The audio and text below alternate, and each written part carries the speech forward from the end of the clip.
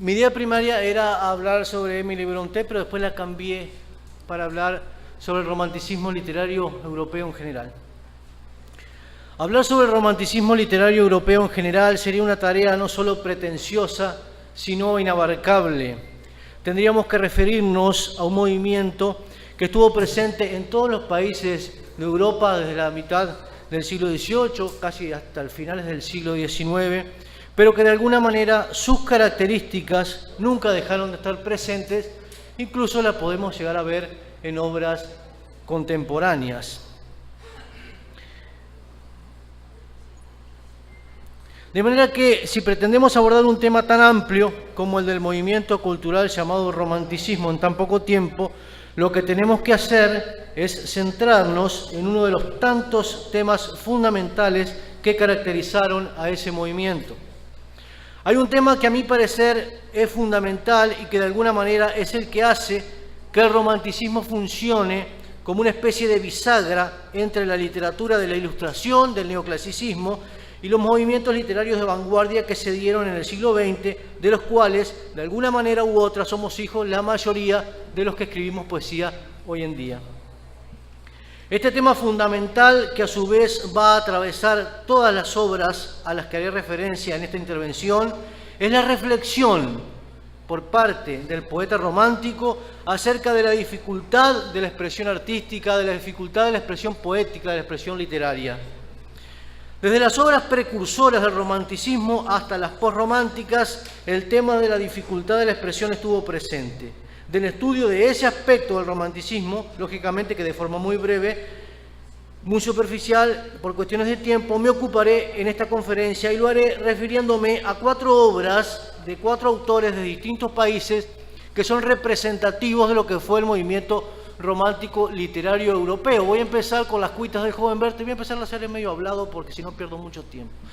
Las cuitas del joven Werther de Goethe, una obra de 1774 que es la precursora del movimiento romántico. Ahí están los pilares del romanticismo. Después voy a seguir con alguna referencia a Keats, a Oda a una urna griega, porque me gustaría elegir escritores representativos y también de diferentes países, como un representante británico, un alemán, no un británico.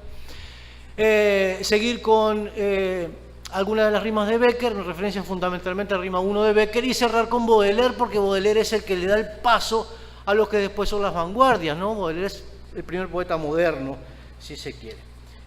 Bien, la primera. La novela epistolar de John Wolfgang von Goethe, Las cuitas del joven Werther, se encuentra dividida en 2 partes, titulada Libro primero y Libro segundo, respectivamente. Muy brevemente, la historia de un joven llamado Werther que se va al pueblo de Wallen, se retira a pintar, él es pintor, y ahí empieza aquello del romanticismo, del contacto con la naturaleza, de escapar del mundo burgués, industrial y demás. En ese mundo es que empieza a mandarle cartas a su amigo Guillermo, es una novela epistolar. Esta que voy a leer, este fragmento que voy a leer de la carta del 10 de mayo, es la segunda carta que le envía Werther a Guillermo. Sí. No, te pasaste. Dice: semejante a una de esas suaves mañanas de primavera que dilatan mi corazón, privan mi espíritu una gran serenidad, estoy solo y gozo y me regocijo de vivir en estos sitios creados para almas como yo. Me siento tan feliz, amigo mío, estoy tan absorto en el sentimiento de una plácida vida que hasta mi talento resiente su efecto. Mi pincel y mi lápiz no podrían trazar hoy la menor línea, dibujar el menor rasgo, y no obstante jamás me he sentido tan gran pintor como hoy. Lo interesante de este pasaje es ver cómo el estado de ánimo, la vivencia de Werther, repercute en su obra, creándole un conflicto que termina siendo paradójico, porque llega a sentirse un gran pintor sin pintar absolutamente nada. No sé qué pasa con esto. Sin pintar absolutamente nada. Bien, pasemos a la otra. Después dice: oh amigo, cuando ante mis ojos aparece lo infinito, sintiendo el mundo reposar a mi alrededor y tengo en mi corazón el cielo como la imagen de una mujer querida, dando un gran suspiro exclamo: ah, si pudieras expresar, estampar con un soplo sobre el papel lo que vive en ti con vida tan poderosa y tan ardiente, si tu obra pudiera ser si pudiera reflejar tu alma como esta es el espejo de un Dios infinito, pero ay, querido amigo, me pierdo, me extravío y sucumbo bajo la imponente majestuosidad de esta visión. En este párrafo final de la carta encontramos un desdoblamiento del narrador donde el Werther, que vive la experiencia esa artística, casi mística, le dice en el Werther que vive la experiencia la necesidad de decirle al Werther artista lo fantástico que sería poder llegar a plasmar y a perpetuar tanta belleza. Es una vivencia poderosa y ardiente, y la expresión artística de una vivencia tal sería el espejo del alma del artista, que a su vez es el espejo de la divinidad. Este juego especular muestra en última instancia que la obra plasmada con el poder y el ardor necesario por parte del artista es una muestra de la divinidad. En el final de la carta, Werther se dirige nuevamente a Guillermo, al receptor, para expresarle que se siente gozosamente derrotado ante la experiencia mística. Es el Werther artista el que se pierde y se extravía ante la imponencia y la majestuosidad. Sigamos ahora reparando en el tema del conflicto de la expresión artística, ahora vinculado a la expresión poética literaria, porque el personaje de Werther era pintor. Veamos un fragmento de la primera estrofa de la Oda a una urna griega de John Keats, donde el yo lírico se dirige a la urna. Me gustaría leerla entera, pero por cuestiones de tiempo no voy a poder. Es un yo lírico hablándole a la urna, que tiene imágenes talladas, y le dice: tu novia aún intacta de la tranquilidad, tu hija adoptiva del silencio y del tardo tiempo. Me interesan sobre todo estos versos. Historiadora selvática que puedes expresar un cuento adornado con mayor dulzura que nuestra rima. La comunicación de la urna no pasa por el código lingüístico, sino por las imágenes talladas en ese mármol. En esos versos vemos cómo el poeta le da más valor a la plasticidad de las imágenes que a la comunicación lingüística. La dulzura, lo agradable que pudo transmitir el artista primario, el escultor de la urna, no puede llegar a ser expresado en la segunda obra hecha de palabras, de manera que lo que tenemos en esos versos, aparte de una introducción al poema, pues es un poema bastante largo, es una reflexión sobre el hecho creativo realizado desde el poema mismo. En ese caso se trata del pasaje de un lenguaje artístico a otro, o sea, del lenguaje de un escultor al de un poeta, ¿no? En este caso, pero si bien miramos,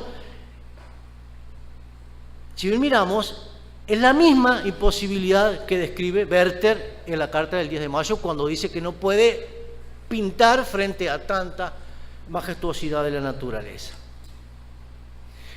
Quizá quien ha expresado mejor la dificultad de la expresión total en la escritura ha sido Gustavo Adolfo Bécquer en su rima 1, donde el yo lírico refiere que lo gigante y extraño que precede a la manifestación artística debe ser expresado con un lenguaje rebelde y mezquino.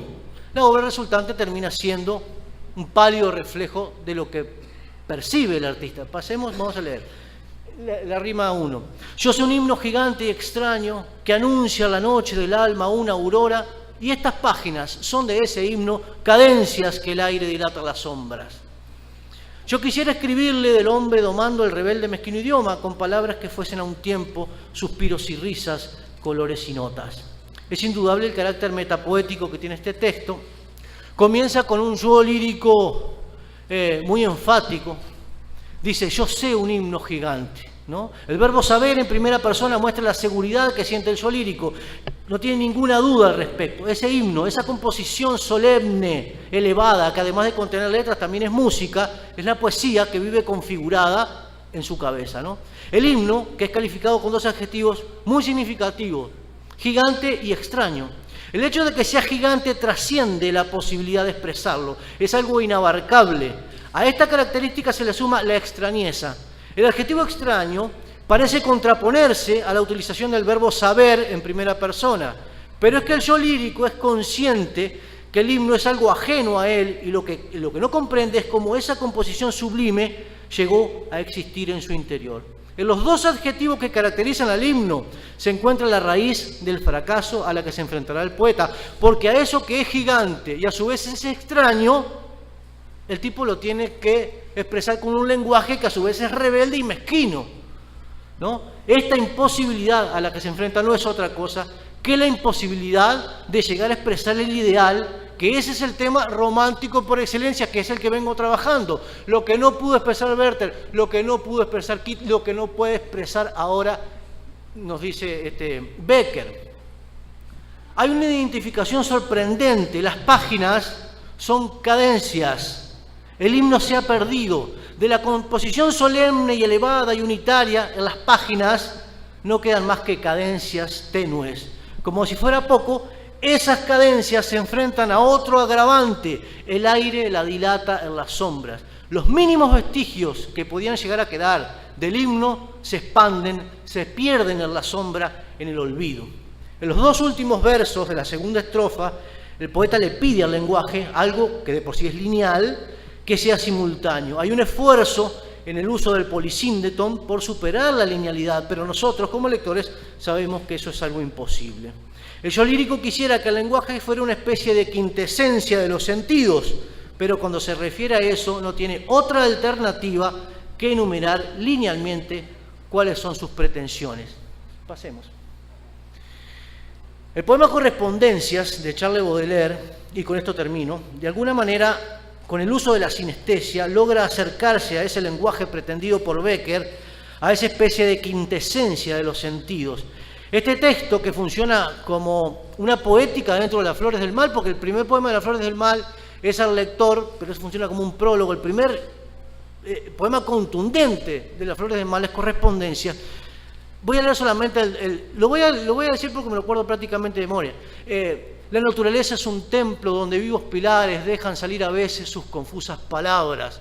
Por allí pasa el hombre entre bosques de símbolos que lo observan atentos con familiar mirada. Como muy largos ecos de lejos confundidos en una tenebrosa y profunda unidad, basta como la noche, como la claridad, perfumes y colores, y sones se responden. Hay perfumes tan frescos como carnes de niños, dulces como el oboe, verdes como praderas, y hay otros corrompidos, ricos y triunfantes, que la expansión posee de cosas infinitas, como el almizcle, el ámbar, el benjuí y el incienso, que cantan los transportes del alma y de los sentidos. Una maravilla realmente. Pasemos. Me voy a centrar solamente en este terceto. Hay perfumes tan frescos como carnes de niños, dulces como el oboe, verdes como praderas, y hay otros corrompidos, ricos y triunfantes. Miren cómo Baudelaire supera a lo que se enfrentaron los románticos. El primer verso del terceto, vemos cómo de forma magnífica el poeta logra establecer una correspondencia entre el mundo de los sentidos y los conceptos morales.